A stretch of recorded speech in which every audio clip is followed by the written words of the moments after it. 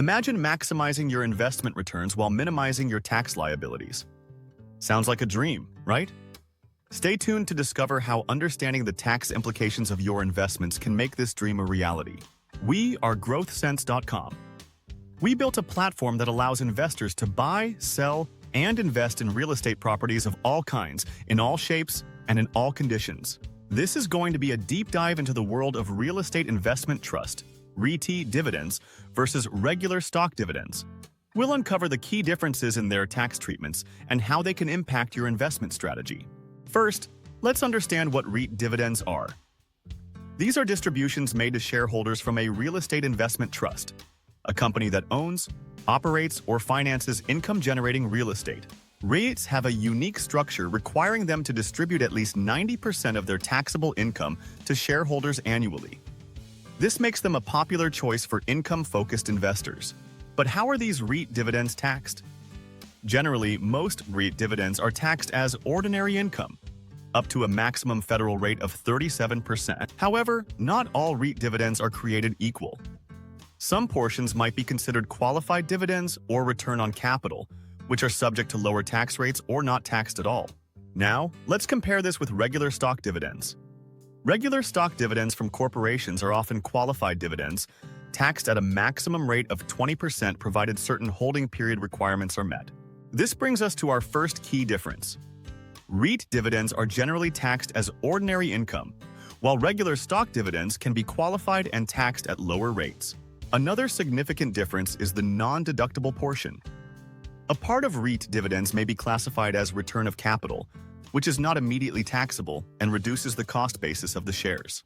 In contrast, regular stock dividends do not reduce the cost basis of the shares, making REITs potentially more tax efficient in this regard.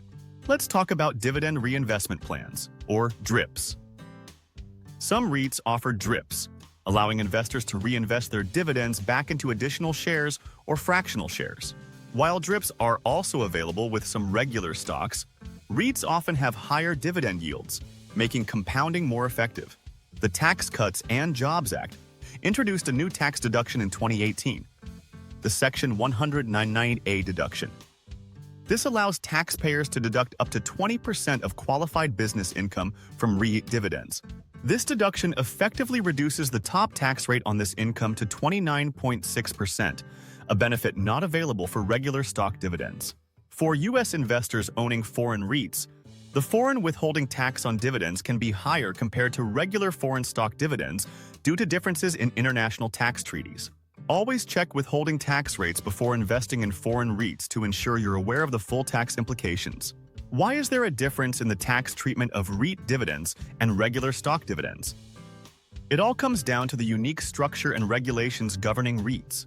REITs are required to distribute at least 90% of their taxable income to shareholders annually, allowing them to avoid paying corporate income tax. This structure prevents the double taxation that typically occurs with regular corporations, where profits are taxed at both the corporate level and again when distributed as dividends. As a result, REIT dividends are generally considered non-qualified and taxed as ordinary income, while regular stock dividends can be classified as qualified dividends and taxed at lower rates. However, certain portions of REIT dividends may be treated differently, such as return of capital or Section 109A dividends, leading to varied tax implications for investors. Non-qualified dividends are taxed at the individual's regular income tax rate, similar to how wages or other ordinary income are taxed. Most REIT dividends are also taxed as ordinary income, but there are exceptions. Some portions might be treated as return of capital, which isn't immediately taxable. Instead, return of capital reduces the cost basis of the REIT shares and defers tax until the shares are sold. Some REIT dividends may be classified as qualified business income, potentially qualifying for a 20% deduction under Section 199A of the IRS Code. This can lower the effective tax rate for those portions of the dividends, providing a significant tax advantage. REIT dividends received in tax-deferred accounts, such as IRAs or 401k plans, are not immediately taxed. The dividends can be reinvested and compound over time without incurring taxes. Taxes are only due when distributions are taken from the account, typically in retirement, providing a significant advantage for REIT investors. The highest tax bracket can significantly impact the net return from REIT dividends.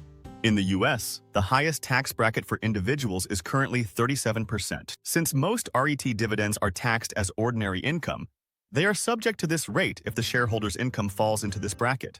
However, portions of REIT dividends may be classified as return of capital or Section 109A dividends, which can alter this tax treatment and provide tax advantages. Understanding the tax implications of REIT dividends can significantly influence your investment decisions.